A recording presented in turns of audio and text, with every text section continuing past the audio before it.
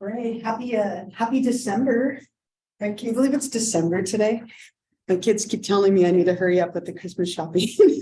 They're like, it's time, it's December. Now you're officially in trouble. I'm like, that's true. It's probably a little bit true. But beautiful weather and it's December. All good things. If only I could stay healthy. I don't know what's up with I feel like I'm going the wrong direction. So bear with me. I've been coughing a lot, so I'll stay way back here. But hopefully we'll be okay.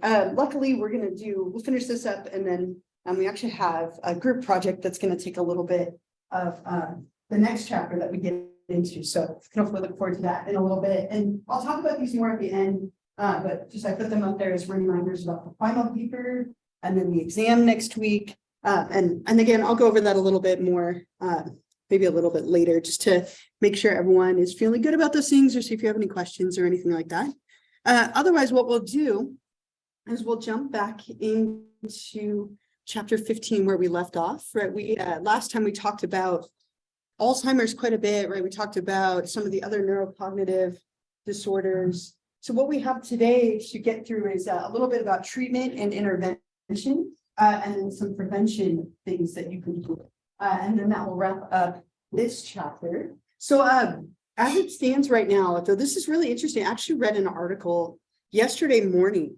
There was a news story about a experimental drug for Alzheimer's that made it through the first round of trials, and it decreased the amount of progression of the disease by 40-something% in most of the participants. It also caused brain hemorrhaging and all sorts of other issues, but progress on one hand and some issues on the other. So again, this is something that's constantly being researched. That drug is actually going to go to the next phase of testing now. So this is something that we're constantly looking at. And what we've actually started doing is there's some things now where you can actually test to see if you might be more vulnerable to getting things like Alzheimer's or Lewy body dementia, definitely Parkinson's and Huntington's disease. And so some people are actually taking these early screening methods as a way to identify, do I need to have more aggressive intervention from a younger age? Because if you know that you might be more vulnerable to some of these, then you can be a little more aggressive in some of those preventative measures. But the problem with these tests is that they're not 100% accurate yet. So people are taking them and it's saying, yes, you're more vulnerable to getting one of these diseases, but it might not necessarily be true, or you're not vulnerable and that might not be true. So there's some problems with them, but there's a lot of research and things coming out about preventative measures, which we'll talk more about on the next slide. And treatment for these disorders like Alzheimer's and Lewy body and so on, thank you, are really just kind of moderately helpful at best. What happens is we give people medication in order to slow the progression of the disease. So in the beginning stages of Alzheimer's, dopamine and acetylcholine, two neurotransmitters, are kind of starting to cause some problems. And what we can do is give people a medication that will slow the breakdown of acetylcholine and also help with dopamine. And that will slow the progression of the disease early on. Now, once people hit a certain point, those drugs don't help anymore. So you actually go off of them. But in the early stages, people can take those as a way to kind of target these neurotransmitters and slow the progression. So we'll see what happens, but there's a lot, as I said, of new research. Another one I'm going to show you a video of in a moment. They're studying this nasal spray that they're trying to develop as a way to work on almost like a vaccine, in a sense of using the immune system to target those plaques that we talked about last class. There's some research about insulin and looking at almost like a type 3 diabetes that correlates pretty highly with dementia. So again, tons of research, and a lot of it has really progressed ever since the ban on stem cell research was lifted back in 2009. They lifted the ban on this, and people have been doing stem cell research as a way to try and see if we can maybe regenerate in some way some of these lost nerve cells. So really, again, a lot of hope, even though there isn't a cure or a good treatment at the moment. It feels like we're getting there. But it feels like we're not too far away, hopefully, from finding something. Yeah. Wow. It's considered controversial, right?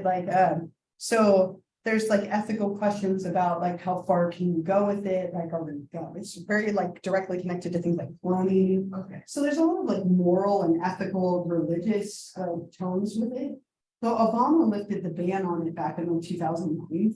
And so there are a lot of regulations on what you can do, but there are these cells that like will replicate for an indefinite period of time. So there's a lot of promise there. But yeah, like the moral, ethical, religious implications of what like it could lead to. It's like that very sci-fi like chain of thought of like, where's it going to go? But it is definitely something that's much more prevalent now than it was like 10 years ago, for sure. So I found this video and it's a little bit higher level. Like they're going to talk about those plaques and tangles and things that we mentioned last time. But it's a new research study, and this is about a year old, and this drug has actually progressed to the next stage of testing as well.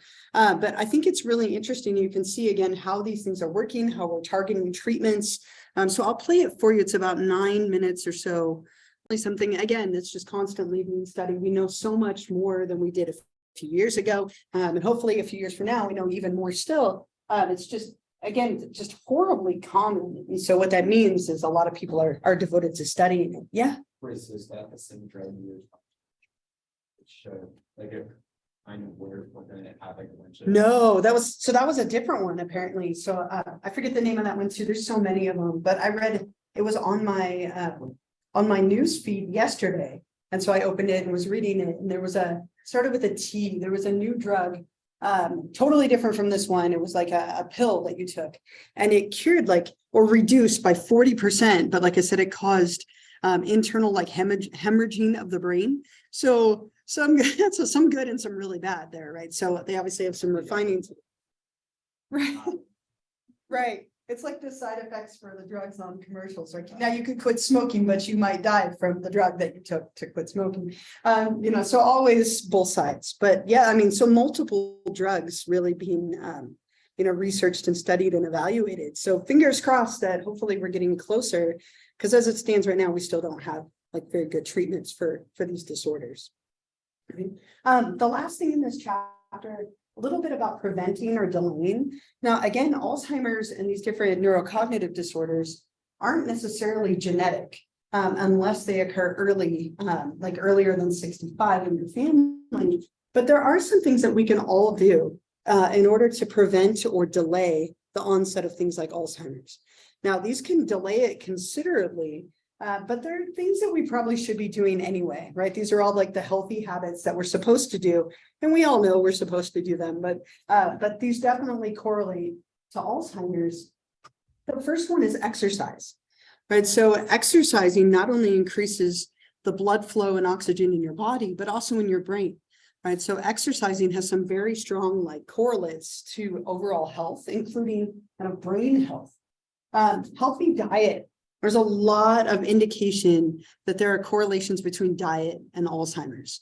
So some suggestions that are kind of coming out is to eat across the rainbow, having smaller meals rather than really big meals, kind of like a Mediterranean diet, avoiding trans fats and saturated fats, different types of tea, like having green tea, 1 cup of it every day, has a lot of very positive correlates to that as well. So there's a lot of diet related things, especially sugars and really unhealthy food. They tend to correlate pretty strongly with people developing Alzheimer's. It doesn't cause it, but it can definitely escalate it. Mental stimulation is another really big one. Learning new things, keeping your mind active. This is how I justify going to so many escape rooms, right? I've done 98. I only need 2 more to hit the 100 mark. I'm so excited for that. Like maybe over a winter break, I'll find a way, but this is how I justified them. Like I'm keeping my brain active so that I don't, I can prevent this. One of many reasons, but doing as much like mental stimulation, brain games. There's so many fun little games you can play on your phone. There's some great websites that you can play on things to keep your mind active. Being in school, reading. I love this one. I talk about following the road less traveled. As people, we're such creatures of habit. Like you all sit in the same spots every day. And I would expect nothing less. I would imagine that you all drive the same way to school every day. walk the same way to your classes every day, follow the same formats every day. I do too, right? Like every day I drive here the same way. I walk to this class the same way. I challenge you once today, take a different path, right? I'll do it after class. I always go this way. I'll go that way today, just randomly.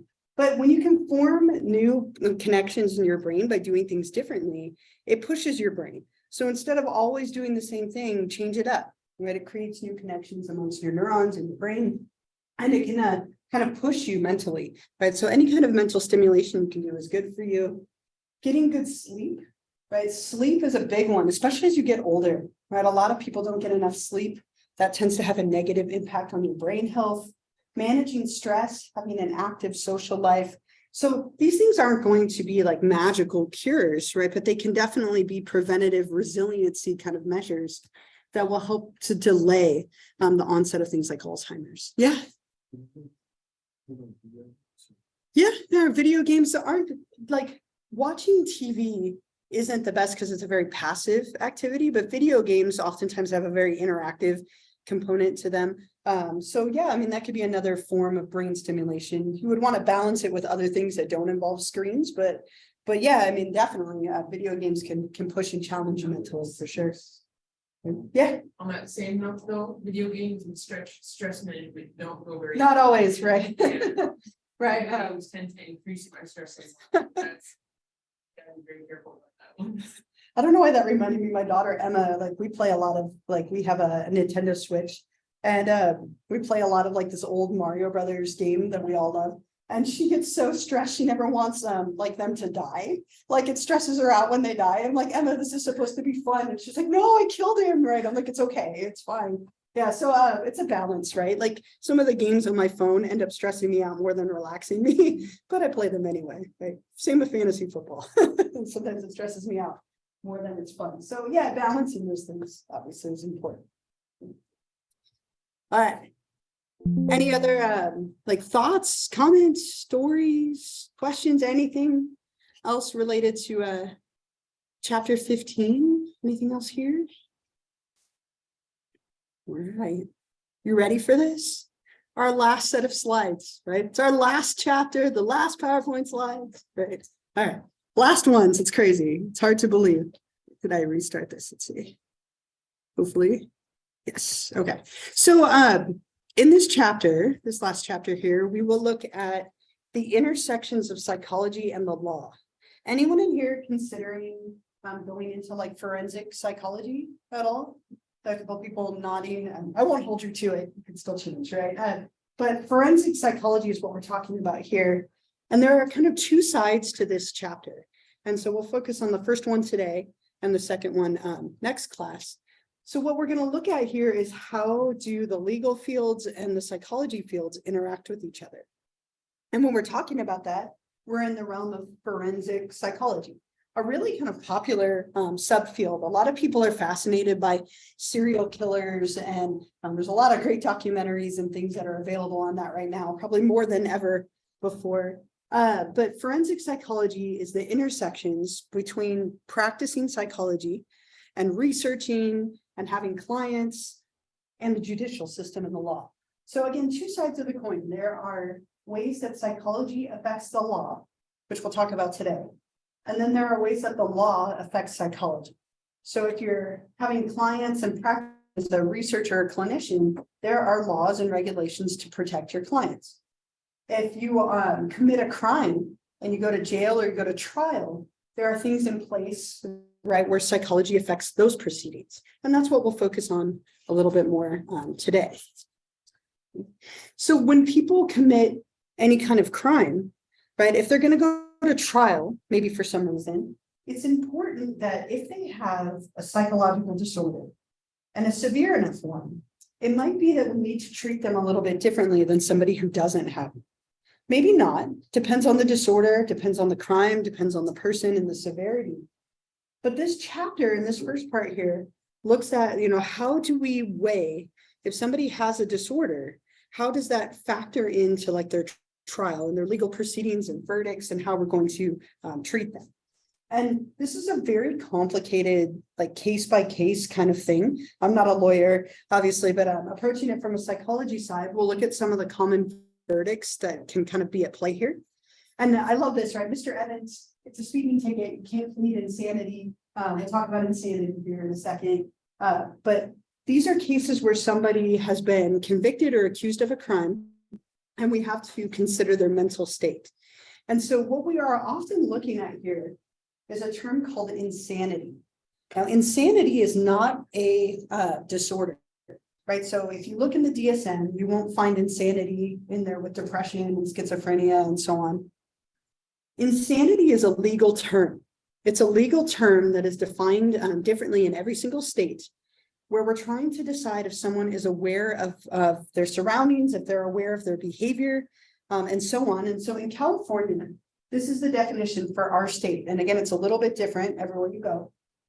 At the time of committing a crime, because of a mental disorder, a person did not know right from wrong or could not resist an uncontrollable impulse to act.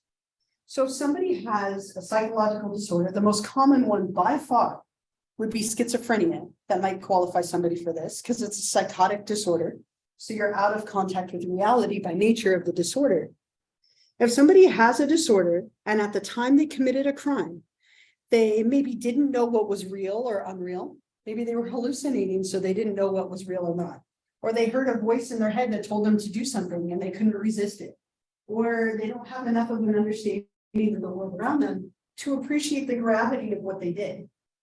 If they meet those definitions, then somebody can use that in a legal proceeding.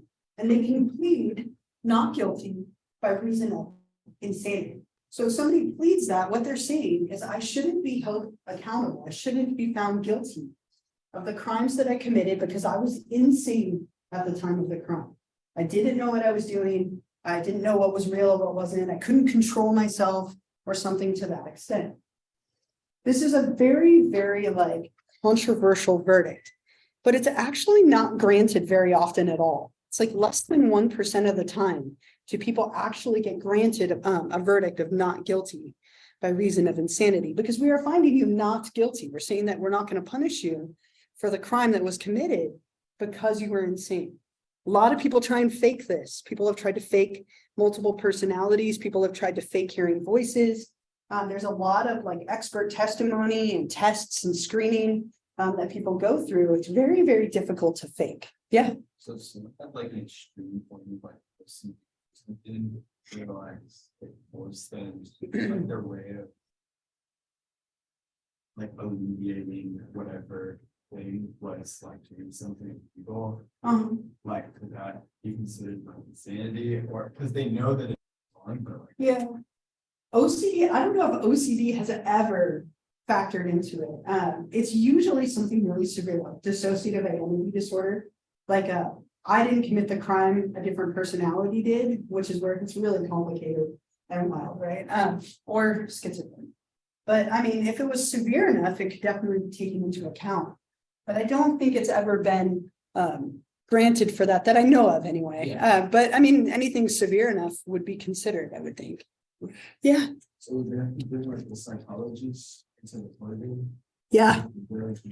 You would have an expert witness who would be a psychologist. And so what they typically do is they assess and interview that client or patient, and they would give them all sorts of inventories and interviews and decide whether or not they fit this criteria. I actually was slated to be an expert witness once for a trial when I was up in Humboldt. And I was so sad because they ended up not needing me. I was all dressed up and ready to go. They didn't end up needing me, which was too bad. Would have been such a cool experience. But yeah, they have experts and psychologists who are the ones testing for this idea of insanity. Again, very difficult to fake, but a lot of people have tried. So if you're found not guilty by reason of insanity, you are not guilty, right? So what happens is you go to a psychiatric hospital until you are well enough to be released. Now that might be months, it might be years, it might be never. Sometimes people go to a psychiatric hospital and they receive treatment, and a few months later they're released and they can go on with their life. Other times people spend the rest of their life in a facility because they never are well enough to be released. So it's kind of all over the place, but you don't go to jail. You go to a psychiatric facility instead. Now, these ones on this slide are much more common. So this one, the not guilty by reason of insanity, is the one I think most people hear of. But again, less than 1% of the time is it actually granted. These ones are way more common. Guilty but mentally ill, guilty with a diminished capacity, and mentally incompetent to stand trial. So if somebody is found guilty but mentally ill, we say, yes, you have a psychological disorder, but it's not enough that we think it mattered and you should be treated differently. You are guilty, you're going to jail, right, for the crime you committed, but you'll receive treatment while you're in prison, and you'll receive psychiatric treatment in prison. Very common, right? So if somebody has bipolar disorder and we don't think it was enough to factor into their trial, they might be found guilty and they go to jail and they receive treatment for that in jail. We also can sometimes get this, and this is kind of made me think of your OCD question. I could see this coming in here. Guilty with a diminished capacity. So somebody in this case has a psychological disorder, and it's severe enough that we are going to take it into account, but it's not enough that we view you as not guilty. Okay, so this person would be guilty, but with a diminished capacity. They go to jail, but for a lesser sentence than they would have if they didn't have a mental illness.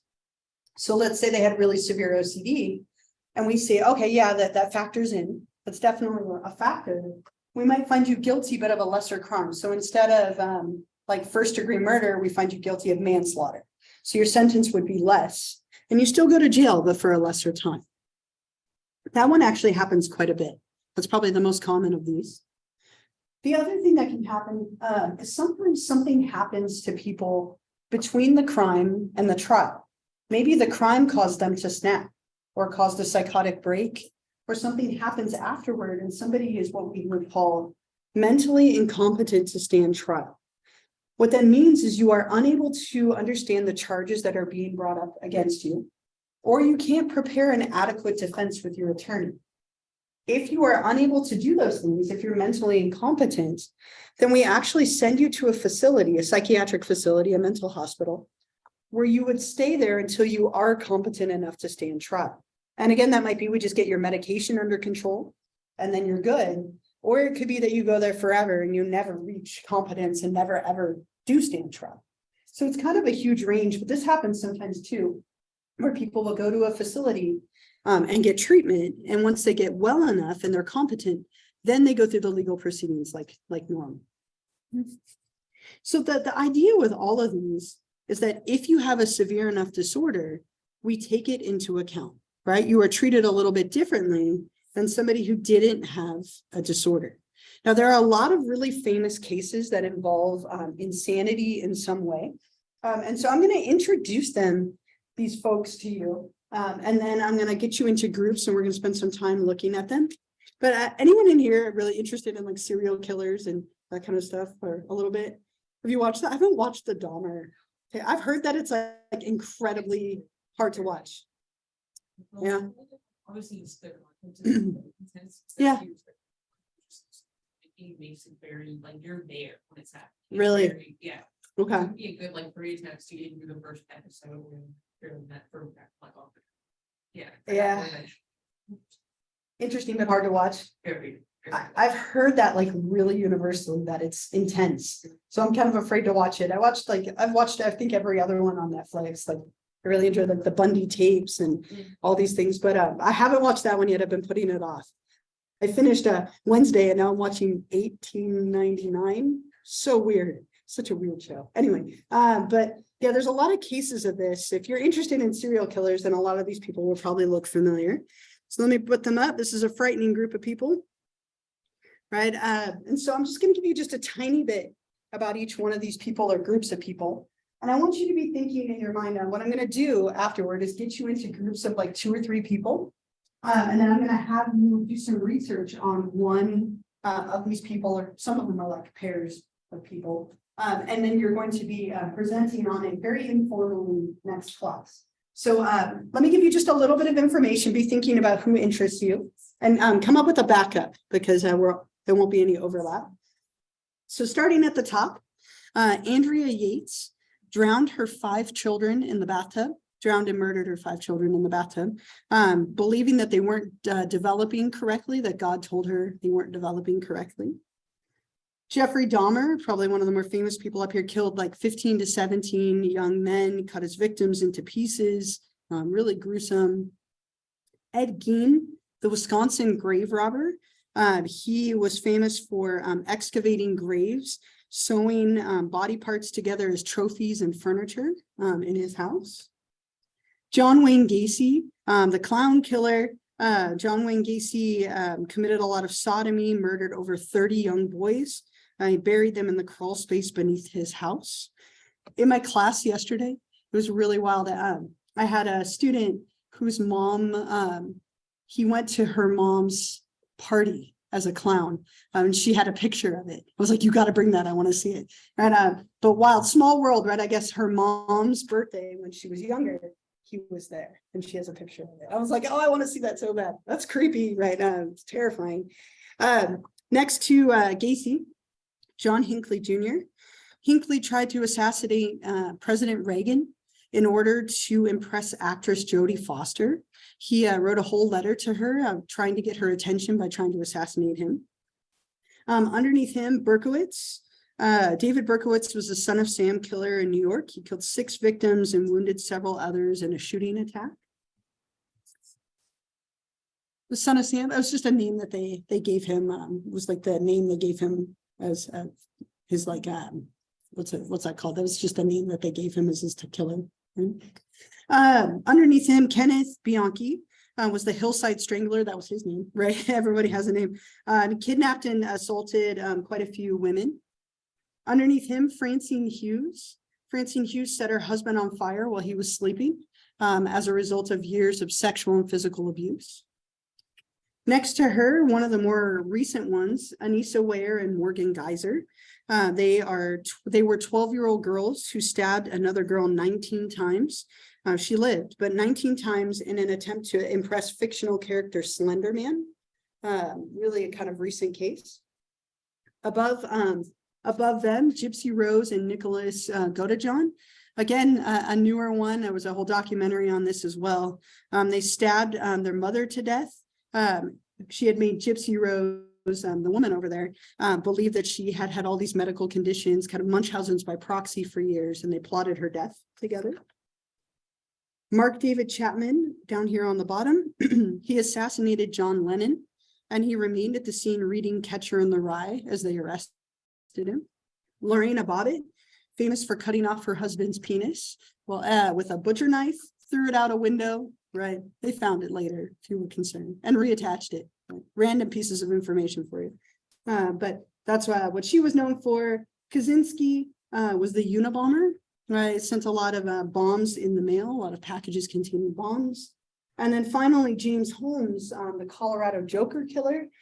He went into a movie theater in Colorado dressed as the Joker and shot and killed quite a few people during a Batman movie screening a few years ago. Crazy. I went to this theater 4 days before he did that and saw Batman in Colorado. 4 days before he did this at a Batman screening, I was at that exact same theater in Colorado. I was so lucky that it was 4 days earlier because I lived in Colorado at the time. We went and saw a movie, and 4 days later he committed that crime at that theater, and it was closed permanently. Crazy, right? Speaking just like my student with Gacy dodging a bullet. Yeah.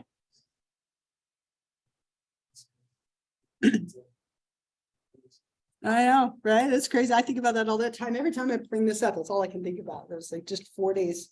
It's crazy. Someone was looking out for me. So again, a frightening group of people, a lot of crimes between these folks here. Not a lot of them granted not guilty by reason of insanity, but insanity was some part of their cases in some way. So what I want you to do is I want you to get into groups of like 2 to 3 people. And I want you to come up with who's your first choice and come up with a second choice just in case. And as soon as you know who you want, raise your hand and I'll come around and I'll give you a sheet with that person's name, and then we'll talk about what I want you to do from there. So find a couple of people, like 2, 3 people, whatever's easy. Let me know when you have a person you're interested in.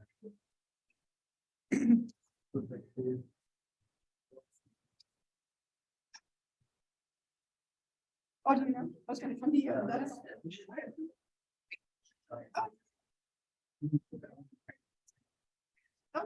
Oh, yeah.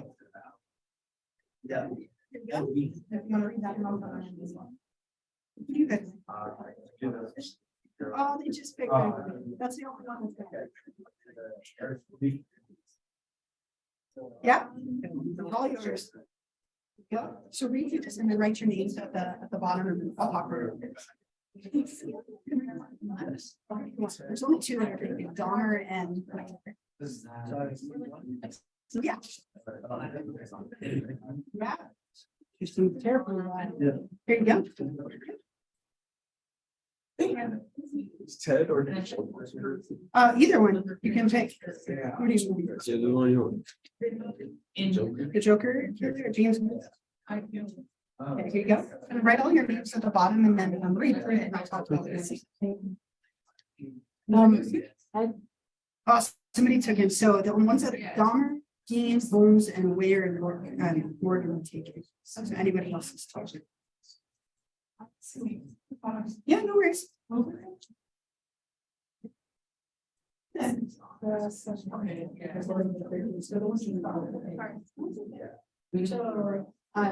This is probably the other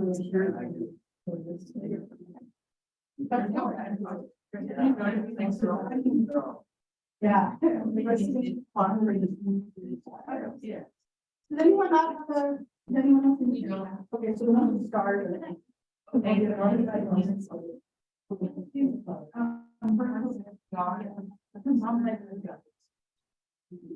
Yeah.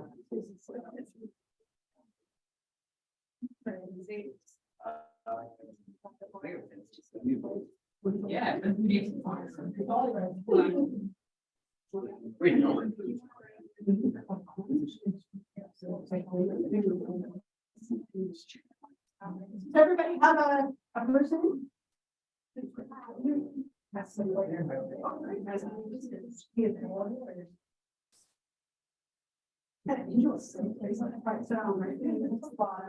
And then, okay, so let me get your attention just for like a couple of minutes, and then what I'm gonna do is I'm actually gonna give you the rest of the time today to work on this as a group. That way you don't have homework, you don't need to do this outside of class. I don't want to add to the stress. I'm sure everyone's under stress as we get to the finals. So what I want you to do as a group is use your phones, use your technology, but I want you to do a little bit of research about your person or persons, some of them more than one. Give me a little bit of a background. Who are they? Tell me about their life a little bit. Tell me about what crimes they committed, right? What did they do? What are they known for? You don't have to go into like extensive detail, but enough that we get a picture of what they did. Then I want you to describe their legal proceedings. So what happened when they went to trial? Where are they now? Might be another interesting thing to add. But what were the verdicts that they pleaded? What did they get? Some of these people have very complicated like legal like trials because it changed multiple times. So as a group, do that research. You don't need to turn anything in except this sheet with your news on it next class.